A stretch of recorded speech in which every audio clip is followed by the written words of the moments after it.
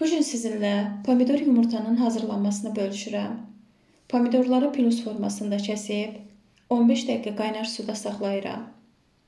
Soğan və sarımsağı xırda doğrayıram. Pomidorların qabığını soyub doğrayıram. Sarımsaq və soğanı bir qədər qovurduqdan sonra üzərinə xırda doğranmış biberləri əlavə edib bir qədər qovururam. Üzərinə duz istiot əlavə edirəm. Doğranmış pomidorları əlavə edib, orta istilikdə tavanın qapağını örtərək bişirirəm. Təxminən 15 dəqiqə. Göstərdiyim kimi olduqda isə üzərinə yumurta əlavə edib, piltənin istiliyini azaldıram və yumurta bişənə kimi bişirirəm. Sonda isə üzərinə göyərti səpirəm. Hələlik.